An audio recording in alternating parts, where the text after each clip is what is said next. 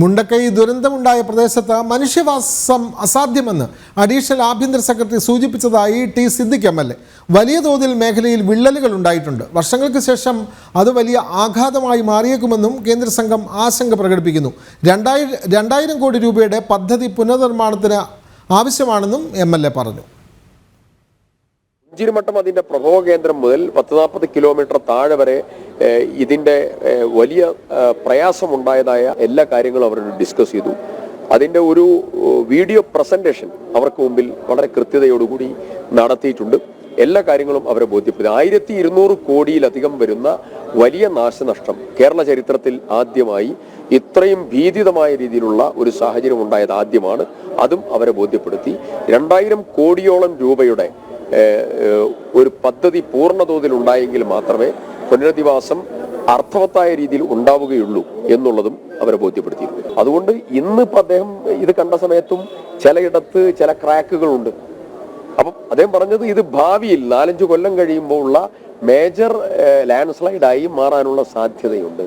അത് ഗുരുതരമായി പരിശോധിക്കണമെന്നും അത് ജനങ്ങൾക്കുള്ള ഒരു പ്രധാനപ്പെട്ട ഇൻഡിക്കേഷനാണ്, സൂചനയാണ്.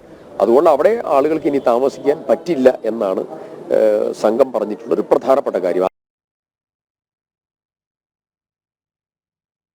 കൂടുതൽ വിവരങ്ങളുമായി ഐസൺ ജോസ് ചേരുകയാണ്. ഐസൺ ജോസ്, ഇത്തരത്തിൽ അവിടെ ഉരുൾപൊട്ടി നാശം വിതച്ച ആ മണ്ണിൽ ഇനി മനുഷ്യവാസം അസാധ്യമെന്ന് കേന്ദ്ര സംഘം വിലയിരുത്തുകയാണ്. എത്ര ഭീതിതമായ ഒരവസ്ഥയാണ്. അവിടെ മനുഷ്യർക്കൊന്നും ഇനി താമസിക്കാൻ അനുയോജ്യമല്ല. ഭൂമി വല്ലാതെ പിളർന്നിരിക്കുന്നു. ഏത് സമയവും ഇനി മണ്ണിടിച്ചിലിന് സാധ്യതയുണ്ട് എന്ന് കേന്ദ്ര സംഘം വിലയിരുത്തുന്നു. അങ്ങനെ തന്നെയല്ലേ കേന്ദ്ര സംഘം ടി സിദ്ദിഖ് എം.എൽ.എയോട് കാര്യങ്ങൾ പറഞ്ഞത്? ഐസൺ ജോസ്. തീർച്ചയായും വിനോദ്, സിദ്ദിഖിന്റെ വാക്കുകളിൽ നിന്നും അത് തന്നെയാണ് നമുക്ക് മനസ്സിലാക്കാൻ സാധിക്കുന്നത്. കേന്ദ്ര സംഘം വളരെ കൃത്യമായി വ്യക്തമാക്കിയിരിക്കുന്നത്, അതായത് കേന്ദ്ര സംഘത്തിനെ നയിച്ച അഡീഷണൽ ആഭ്യന്തര സെക്രട്ടറി വളരെ കൃത്യമായി പറഞ്ഞത് തന്നെയാണ് സിദ്ദിഖ് ഇപ്പോൾ നമ്മളോട് വ്യക്തമാക്കിയത്. കേന്ദ്ര സെക്രട്ടറിക്ക് മാധ്യമങ്ങളോട് സംവദിക്കാൻ സാധിക്കാത്തൊരു വിഷയം കൂടിയായതുകൊണ്ട് തന്നെയാണ് സിദ്ദിഖ് അത് മാധ്യമങ്ങളോട് വ്യക്തമാക്കുകയും ചെയ്തത്. നമുക്ക് അദ്ദേഹം പറഞ്ഞതിൽ നിന്നും മനസ്സിലാക്കാൻ സാധിക്കുന്നത് നിലവിലെ സാഹചര്യത്തിൽ ആ പ്രദേശത്ത് താമസയോഗ്യമായ ഒരവസ്ഥയിലല്ല എന്നാണ് വളരെ കൃത്യമായി പറയുന്നത്. അതുകൊണ്ട് തന്നെ അവിടെ നിന്ന് മനുഷ്യവാസം പൂർണ്ണമായും ഒഴിവാക്കുന്നതിനുള്ള നടപടിക്രമങ്ങൾ തന്നെ ഉണ്ടാകേണ്ടി വരും. താമസയോഗ്യമല്ല, കാരണം പല തവണയായി 62 മുതൽ 62-ലും 84-ലും 2019-ലും ഇപ്പോൾ ഈ മുണ്ടക്കയിലും എല്ലാം തന്നെ തുടർച്ചയായി ഭൂമികുലുക്കങ്ങൾ മണ്ണിടിച്ചിലുണ്ടാകുന്ന ഒരു സാഹചര്യത്തിൽ ഈ പ്രദേശത്ത് താമസയോഗ്യമല്ല എന്ന് തന്നെയാണ് മനസ്സിലാക്കുന്നത്. അതുകൊണ്ട് തന്നെ ഒരു ബൃഹത് പദ്ധതി തയ്യാറാക്കി ആ പദ്ധതിയുടെ അടിസ്ഥാനത്തിൽ അവിടെ നിന്ന് ജനങ്ങളെ മാറ്റിപ്പാർപ്പിക്കുകയാണ് പ്രായോഗികമായ ഒരു വഴി എന്ന് തന്നെയാണ് ഇപ്പോൾ കേന്ദ്ര സംഘത്തിന്റെ പ്രാഥമിക നിഗമനം എന്ന് നമുക്ക് ടി സിദ്ദിഖിന്റെ വാക്കുകളിൽ നിന്നും വായിച്ചെടുക്കാൻ സാധിക്കുന്നുണ്ട്. അത്തരത്തിലൊരു പ്രശ്നം നിലനിൽക്കുന്നു എന്നതൊരു യാഥാർത്ഥ്യം തന്നെയാണ്. മനുഷ്യവാസം അസാധ്യമാണ് മുണ്ടക്കൈ മേഖലയിൽ എന്ന് തന്നെയാണ് മേഖലയുടെ പ്രതിനിധി കൂടിയായ എം.എൽ.എ. ഇപ്പോൾ നമ്മളോട് വ്യക്തമാക്കിയിരിക്കുന്നത്. അതുകൊണ്ട് തന്നെ അതിന് വിശാലമായ പദ്ധതികൾ ആവശ്യം വരും.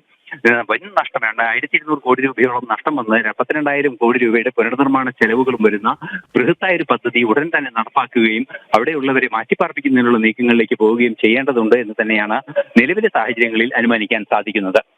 ഐസൺ ജോസ്, വളരെ സങ്കടകരമായ കാര്യമാണ് അവിടെ ഉണ്ടായ ഈ നാശനഷ്ടത്തിൽ. പ്രത്യേകിച്ചും ഈ ഉരുൾപൊട്ടലിൽ പലർക്കും ജീവൻ നഷ്ടപ്പെട്ടു, പലരുടെയും വീട് നഷ്ടപ്പെട്ടു, ഭൂമി നഷ്ടപ്പെട്ടു, അതേപോലെ തന്നെ ആ ഗ്രാമം തന്നെ നഷ്ടപ്പെടുന്ന സാഹചര്യം. അങ്ങനെ ഉരുൾപൊട്ടലെല്ലാം അവസാനിച്ച് വീണ്ടും ആ മണ്ണിലേക്ക് തിരികെ വന്ന് പുതിയൊരു ജീവിതം കെട്ടിപ്പടുക്കാം എന്നുള്ള നിലയിലേക്കുള്ള ആഗ്രഹങ്ങളും ആ തരത്തിലുള്ള സങ്കല്പങ്ങളുമായി നിൽക്കുന്ന സാധാരണക്കാരന് മുമ്പിൽ വീണ്ടും വലിയ ചോദ്യചിഹ്നമാവുകയാണ്. അവൻ സ്വരുക്കൂട്ടിയ അവൻ്റെ മണ്ണ്, അവനെ അടക്കാനുള്ള 6 അടി മണ്ണ് പോലും അവന് അവിടെ സ്വന്തമായി ലഭിക്കുന്നില്ല. അവിടെ താമസയോഗ്യമേ അല്ല എന്ന് പറയുമ്പോൾ ഇനിയും അവരുടെ മുമ്പിൽ വലിയ കടമ്പകളുണ്ട്. ഇനി അവരെ എങ്ങനെ ജീവിക്കും? അവർക്ക് വരുമാനം മാത്രം, അല്ലെങ്കിൽ ജീവിക്കാനുള്ള ജോലി വേണം, അവർക്ക് വരുമാനം വേണം, സ്വന്തമായി കിടക്കാൻ ഒരു കിടപ്പാടം വേണം, അതിന് ഭൂമി വേണം. അത്തരത്തിലുള്ള വലിയ ബൃഹത് പദ്ധതി ഉണ്ടെങ്കിൽ മാത്രമേ ഈ വയനാടിലുള്ള ആളുകളെ പുനരധിവസിപ്പിക്കാൻ കഴിയുകയുള്ളൂ എന്നല്ലേ ഈ വാക്കുകളിൽ നിന്ന് വ്യക്തമാവുന്നത്? ഐസൺ ജോസ്. തീർച്ചയായും വിനോദ്, വലിയ തോതിൽ ഭൂമി കണ്ടെത്തേണ്ടതുണ്ട്. അത് കൃഷിയിടങ്ങൾ, വൻതോതിൽ കൃഷിയിടങ്ങൾ നശിച്ചിട്ടുണ്ട്. അതുകൊണ്ട് തന്നെ സമാനമായ കൃഷിക്ക് യോഗ്യമായ അത്രയും ഭൂമി ലഭ്യമാക്കിയില്ലെങ്കിലും നഷ്ടപ്പെട്ടവർക്ക് സാമാന്യം ഭേദപ്പെട്ട കൃഷി ഭൂമി ലഭ്യമാക്കി അവിടെ കൃഷി ചെയ്യേണ്ടി വരും. അല്ലെങ്കിൽ അവരുടെ ജീവിതം തന്നെ രണ്ടാമത് പുനർനിർമ്മിക്കേണ്ട ഒരു സാഹചര്യമാണ് നിലവിലുള്ളത്. അവർക്ക് ജോലി നൽകുക, അതുപോലെ അവരുടെ ജീവിതം, അവരുടെ ലൈവ്ലിഹുഡിനെ കൃത്യമായി സ്ഥാപിച്ചെടുക്കുന്നതിനുള്ള നടപടികൾ അനിവാര്യമായി വേണ്ടിവരുമെന്ന് തന്നെയാണ് ഈ വാക്കുകളിൽ നിന്നെല്ലാം തന്നെ മനസ്സിലാകുന്നത്. തീർച്ചയായും വലിയൊരു പദ്ധതി, അത് കേവലം പുനർനിർമ്മാണം, റോഡുകളുടെ നിർമ്മാണവും കുറെ വീടുകളുടെ നിർമ്മാണവും മാത്രമല്ല നടത്തേണ്ടത്, പുനർനിർമ്മാണം, അതായത് അവിടെ തൊഴിൽശാലകൾ ഉൾപ്പെടെ വരേണ്ട സാഹചര്യമുണ്ട്. ജോലി ചെയ്യാനും ആ മേഖലയിലുള്ളവരുടെ സുരക്ഷിതമായ ജീവിതം ഉറപ്പാക്കുന്നതിനുമുള്ള നീക്കങ്ങൾ ഉണ്ടാകേണ്ടതുണ്ട്. വലിയ വായ്പാ പദ്ധതികൾ നടപ്പാക്കേണ്ടതുണ്ട്. അത്തരത്തിൽ പ്രത്യേകമായി ഈ പ്രദേശത്തെ കണ്ടെത്തി ഒരു വലിയ രീതിയിലുള്ള വായ്പാ പദ്ധതി, അത്തരത്തിലുള്ള സംവിധാനങ്ങളെല്ലാം തന്നെ ഒരുക്കേണ്ടതുണ്ട് എന്നാണ് മനസ്സിലാക്കാൻ സാധിക്കുന്നത്. തീർച്ചയായും നേരത്തെ വിനോദ് സൂചിപ്പിച്ചതുപോലെ 6 അടി മണ്ണ് പോലും നഷ്ടപ്പെട്ട മനുഷ്യനെ വീണ്ടും പുനരുദ്ധരിപ്പിക്കുക എന്നത് ഏറെ ദുഷ്കരമായ അല്ലെങ്കിൽ ഏറെ പ്രയാസമേറിയ ഒരു പ്രവൃത്തിയാണ്. ആ പ്രവർത്തനം കാര്യക്ഷമമായി നടത്തേണ്ടത് അനിവാര്യമാണ് എന്ന് തന്നെയാണ് അതെ, വളരെ കൃത്യമാണ്. കേന്ദ്ര സംഘത്തിന്റെ വിലയിരുത്തൽ, അവർ ആ മേഖലയിലെ പഠനം നടത്തി, പ്രാഥമിക പഠനം നടത്തി കഴിഞ്ഞ ശേഷം കേന്ദ്ര സംഘം വിലയിരുത്തുന്നത് പ്രത്യേകിച്ചും ഉരുൾപൊട്ടിയ മേഖലകൾ മനുഷ്യവാസത്തിന് യോഗ്യമല്ല എന്നുള്ള കാര്യം സ്ഥലത്തെ MLA കൂടിയായ ടി സിദ്ദിഖിനോട് പറഞ്ഞിരിക്കുന്നു. അക്കാര്യങ്ങളാണ് സിദ്ദിഖ് ജനൻ TV യുമായി പങ്കുവച്ചത്. സിദ്ദിഖ് പറഞ്ഞതിൻ്റെ കൂടുതൽ വിശദാംശങ്ങൾ നൽകുകയായിരുന്നു ഐസൺ ജോസ്.